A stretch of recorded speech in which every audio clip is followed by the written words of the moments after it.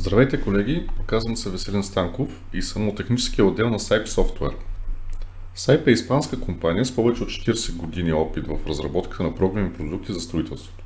Днес ще ви покажа съвместната работа на софтуера за оразмеряване и конструиране на стомбетонни конструкции SiteCAD и програмата за оразмеряване и конструиране на стомбетонни шайби Strubim ShareWall. Ще оразмерим и конструираме стомбетонни шайби съгласно изискването на Еврокод и българското национално приложение.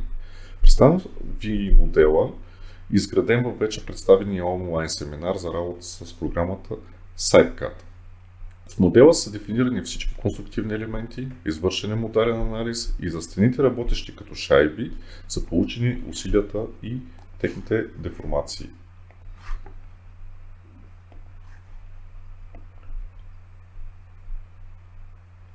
Представям ви засилена анимация, движенията, които са на самата конструкция, в различните посоки.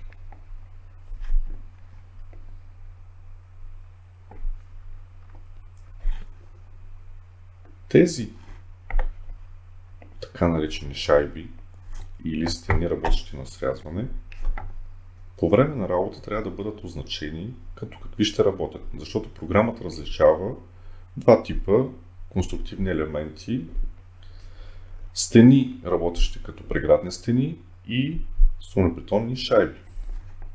За целта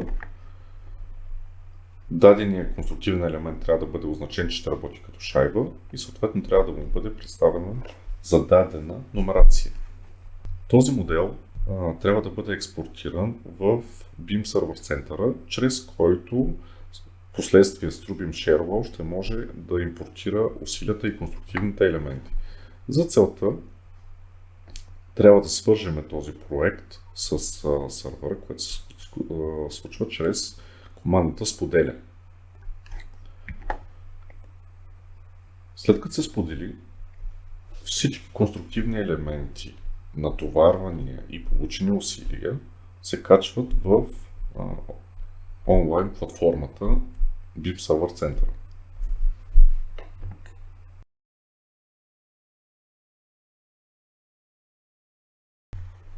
След като моделът бъде импортиран в BIM Server Center, ние можем да пристъпим към неговото размеряване и конструиране в програмата Strubim ShareWall. За целта от BIM Server Center трябва да изберем проекта, който вече сме експортирали.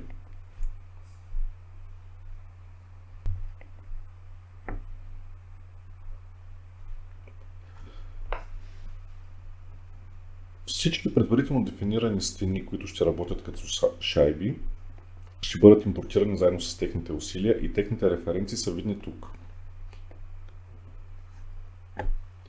Тук ни пита за свързващи гради, ние няма да имаме в момента, не е предмет на дадената разработка. Трябва да изберем, разбира се, българското приложение на Еврокод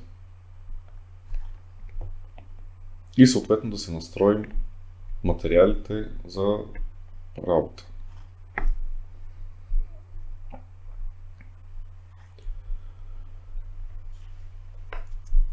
Програмата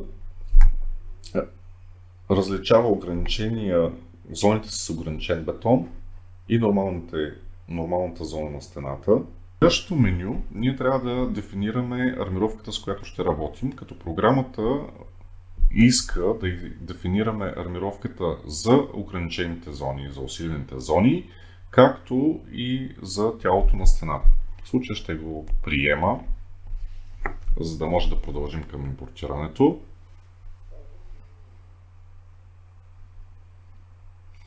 И малко на по-късен етап отново ще конфигурираме армировката, с която програмата да работи.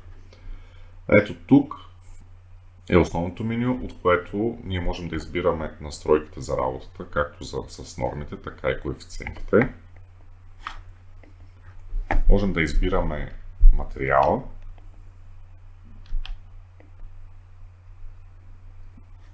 И ето тук отново можем да дефинираме армировката, с която да работи програмата. Имаме вертикална армировка за неограниченото сечение и съответно вертикална армировка.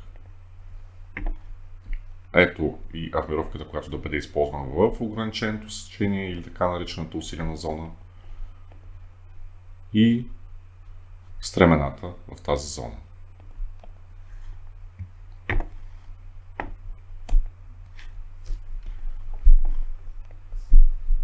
След като си конфигурираме настройките за размеряване и конструиране, преминаваме при всички тях.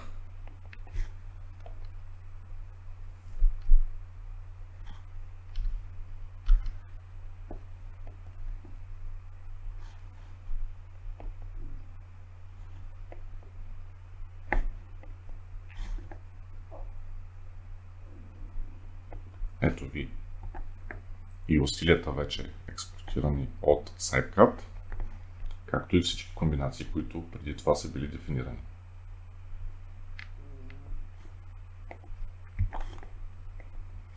Можем да пристъпим към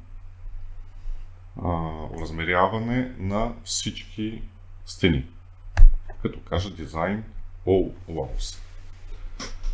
Strubeam Share Wall за момента е на английски, но в момента текат процедурите по превод на всичко това, на цялостното меню да бъде и на български.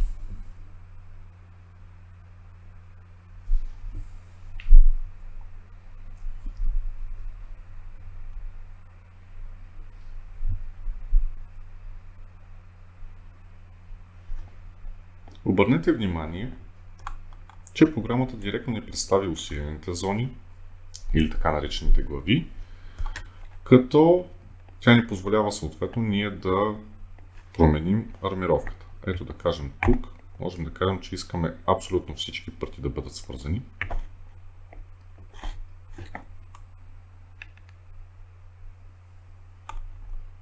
При което тя директно поставя стремената. Начинът, по който да бъдат свързани всички пръти също може да бъде конфигуриран. След като дадената шайба бъде размерена и конструирана, ние може да видим всички проверки, които са осъществени по Еврокод. Ето това е справката, като може да видим и референцията съгласно Еврокод, която трябва да бъде спазена, и стойностите на всичките усилия и параметри.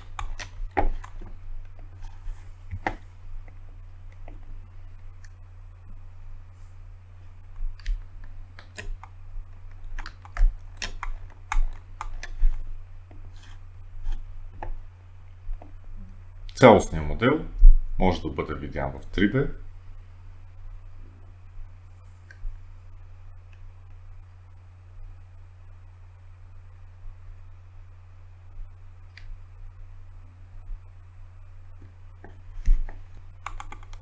Както и да бъде видяна армировката.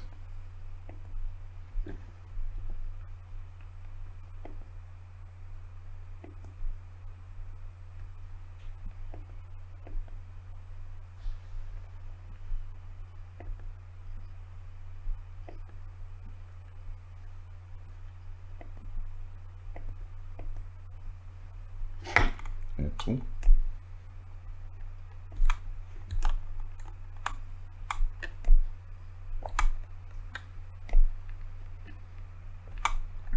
И армировката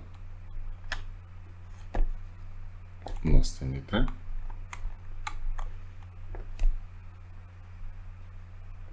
Всъщност вие тук виждате армировката на всички конструктивни елементи, тъй като от SipeCAD те са експортирани към BIM Server Center.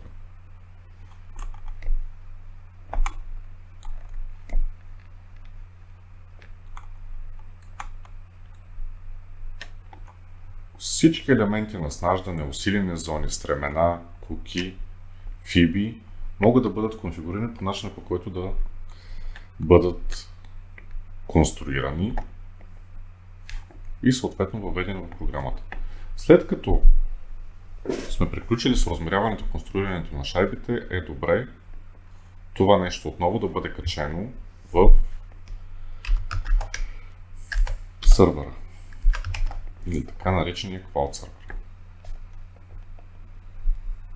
Защо? Защото в последствие ние ще може да го достъпаме от всякъде, без дори да е необходимо да имаме инсталирани програмните продукти на сайта.